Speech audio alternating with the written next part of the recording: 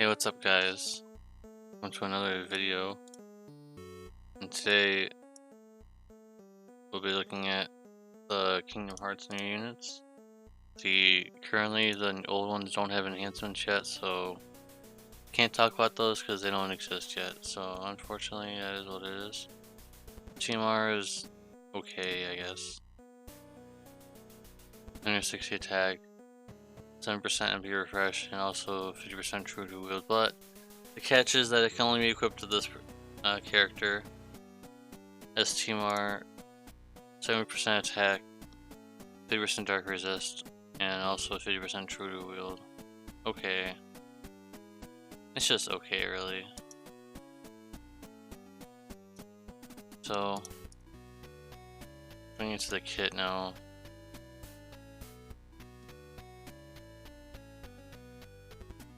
This doesn't, I don't know. Well, I mean, they have. The defense and straight breaks are kind of useless, to be honest, and I'm not really sure why you would want to use that dark resistance debuff when they've got a 120% dark resist. It seems like just a filler move just to fill a time, like they were in a time crunch when they needed you make this unit, and they say like, hey,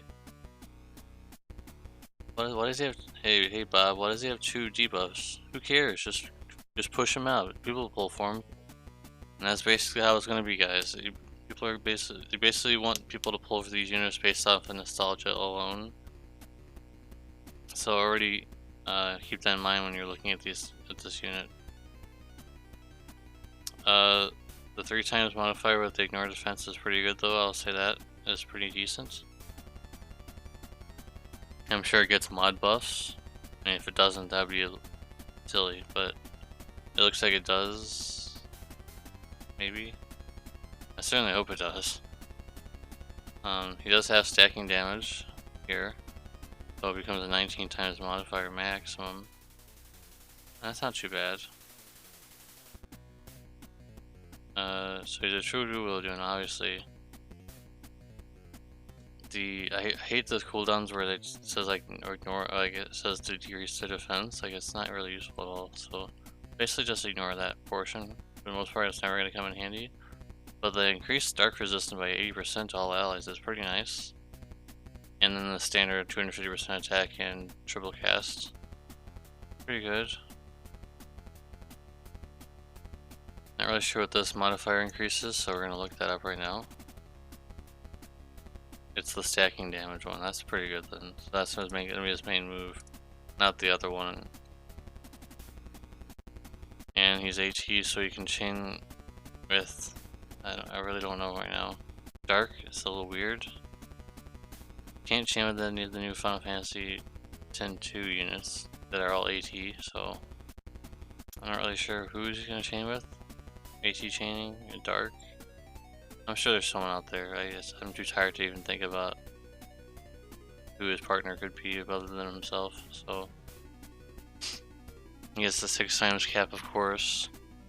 And like I mentioned in the news video, these characters are not getting any boss buffs. So there's some kind of lacking stuff with their kit already.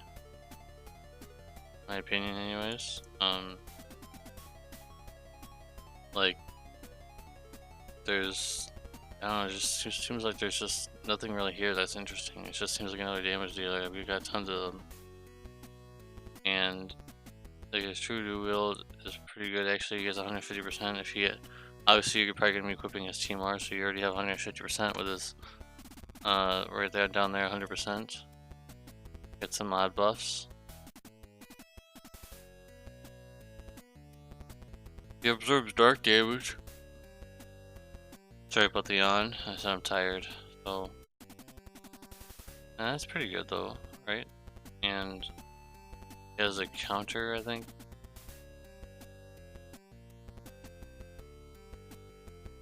That's pretty good. I mean, his Empress gives him quad cast, not quad cast, triple cast, and the modifier is okay. It's 12 hits, but it's not gonna do like anything at all, really. Let's be honest. Can't see it on the screen, sorry, but it's 12 hits, and it's decent modifier, but it's not really. I don't know, guys. That cooldown seems really strong. AT chaining with 25 times mod. Seems good. Seems good. So the main damage turn would be probably something like or triple casting is stacking damage move, and then what actually you want to do is you do the cooldown move, and then you use the stacking damage move right after, so you get a mod buff. On top of that, you'd be doing that's his main damage move. Main damage turn. I'm pretty sure it takes a little bit of setup, but a lot of damage dealers take a bit of setup. No damage dealer is perfect, so you take some time to get. He needs to get his own first up. He needs to get triple cast. He needs to get the debuff, the dark debuff. He needs to get the dark imbue. So I mean, it's not perfect, but he's not a bad damage dealer by any means. But there is a problem with him. Like I said, no boss buff, and who knows when he's gonna get enhancements? Because currently the other ones don't have enhancements either. So who knows? I just don't know. I just don't feel like he's anything more special than the Summfest units that you can attempt to pull for. He's mainly nostalgia. This is mainly nostalgia here, guys, and that's just my opinion, of course, as always. I mean, sure, he's a pretty good damage dealer, but like I said, I feel like I'm repeating myself. There's tons of damage dealers in the game now. I feel like there's oversaturation, more than there ever has been in this game for damage dealers. So in the grand scheme of things, he just doesn't seem that special. He just seems like another standard damage dealer. Sure, he can deal damage, but he's nothing exciting. And at this point in the game, you're kind of looking for something a little more spicy. I don't know. So anyways, so you think I should pull for him? I mean, your nostalgia is going to the roof for this unit, then you're going to pull regardless, right? Of course, he has the 65 attack, as opposed to other units before him who have only had 50, like Zidane and Titus. But of course, this guy gets 65. That's cool, right? Love that. I don't know. I'm not really feeling it. This kit feels lackluster to me, but he's gonna be a strong unit if you want to pull for him and you don't have any other damage dealers. And you're new to the game and you just want to pull for Kingdom Hearts, like you transferred over just to pull Kingdom Hearts, you're probably gonna want to get this one because he's True Dual, and True Dual is far more special than the other unit we're gonna be talking about. But I do feel like he is special in his own way. Sephiroth, the Kingdom Hearts version. Let's switch over and let's see what he looks like. Trust Master is just okay. 28's all stats except for HP and MP, and 20% attack in HP when equipped with a katana, and also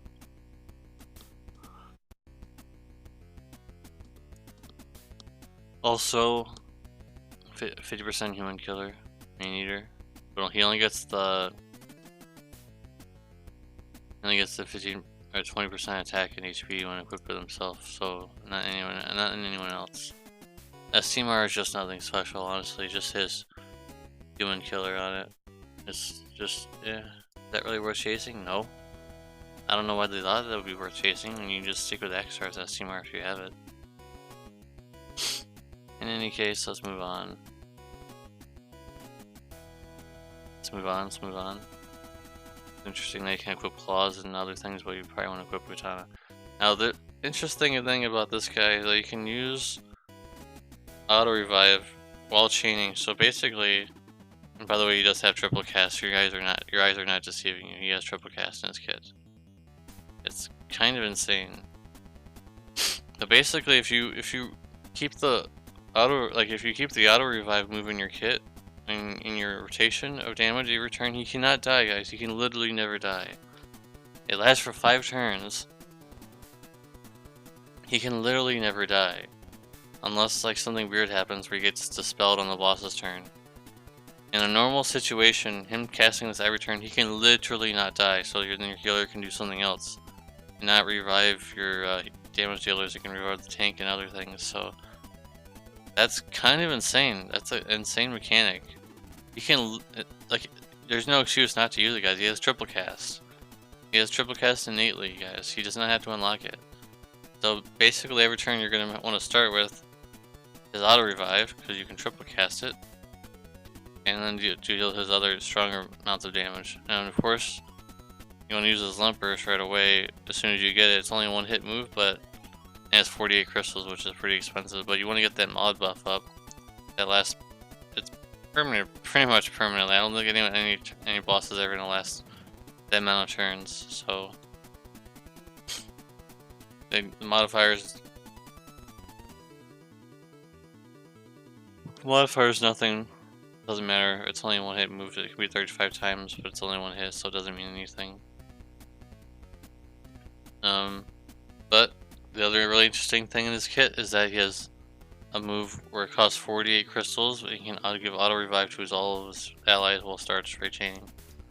So that's pretty good. It's just you're gonna have to work your way towards getting that, because your limit burst comes first. You need to use your limit burst first to get that mod buff. And then you can start chaining, and he definitely has some strong chaining moves. I would say the payoff is getting his 48 or is getting his limit burst up, and then doing that 20 times to ignore defense, which is pretty insane. For that auto revive to all allies. It's only one turn though. I wish it was two, but and just like his normal version, he has the choice between dark and light element to add to his attacks. He has a dispel, and again, he has the same weird move like the other character, where he has even lesser imperil, but it's at least I guess it's two elements in one. I just don't know why you would want to imperil light and dark at the same time. That's just, I don't know. Doesn't seem useful to me. But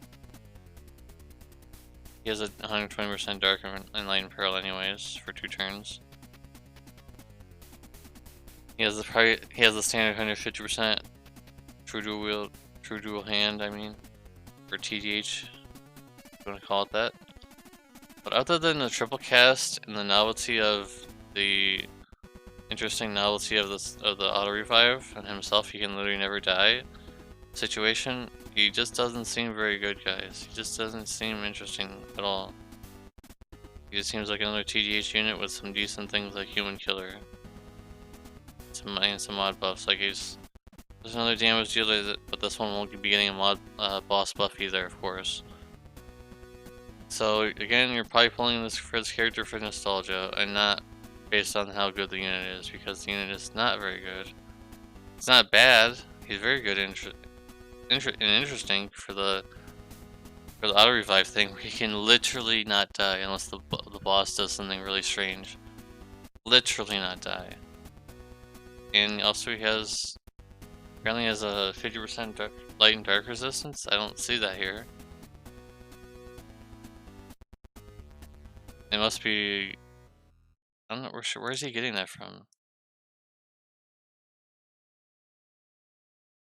Oh, the music's over. Oof.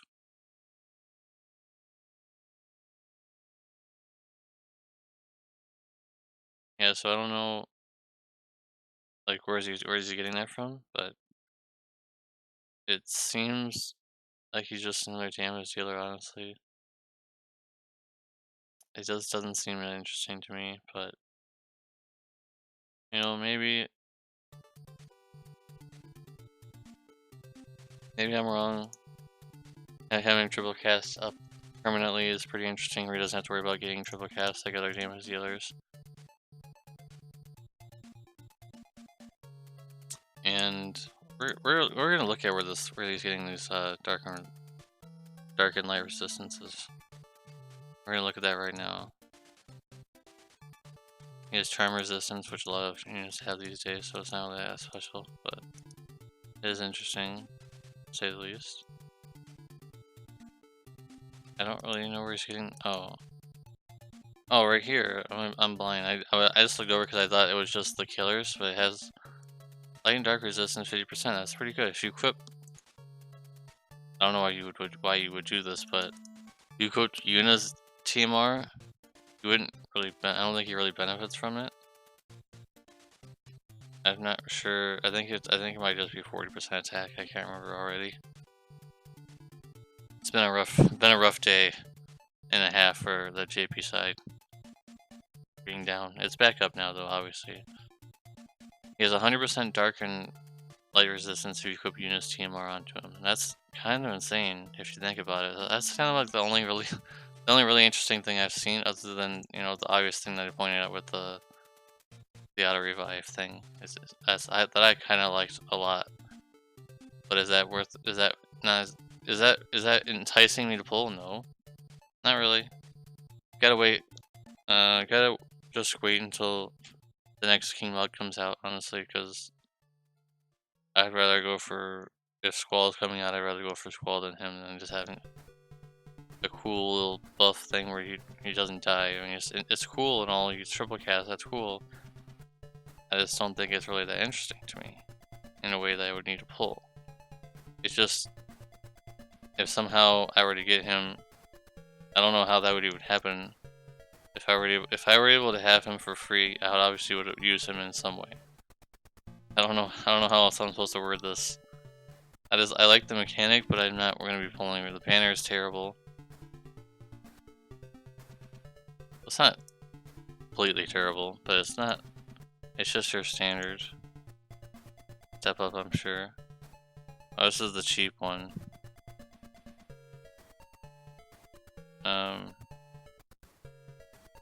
Yeah, it's not really cheap though. I mean, it's 11k lapis, I believe. But the step up itself is actually pretty standard if you think about it though.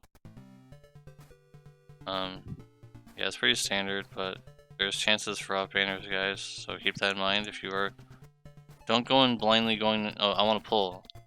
Remember, guys, there are off banners possible in this banner, so keep that in mind. With that being said, guys, let me know what you guys think. And I'm definitely not going to be pulling for these units, unfortunately. I just don't feel like they have the value that I would like in the units, especially since they don't get boss buffs. I'm really going to only be investing in summon fest banners from now on, not really limited time units, unless it's something I really like if Xenogears comes back or something like that. Something I really love. That would make me want to pull, but other than that, no. And especially not for Kingdom Hearts, sorry. I've made it known that I don't really care for Kingdom Hearts, but I respect people that do like it, and hey, I didn't really shit on the units too bad. I'm just describing that they really aren't that special. They're really not anything more special than other damage dealers, and if you can accept that, then go right ahead and try and get them, but be forewarned that there are off banners possible, like I said. Anyways, guys, hope you guys enjoy. Please subscribe, please like, and please comment down below what other collabs you would like to see, or perhaps which of the two kits you like better. Because personally, if I were to pull, I'd probably just go for Sephiroth because of the really interesting auto revive mechanic. Because the other character just seems like a standard true dual wield unit, and it's just nothing special. Anyways, guys, this video is already too long, so I'll let you guys go, and I'll see you guys in the next one. Peace.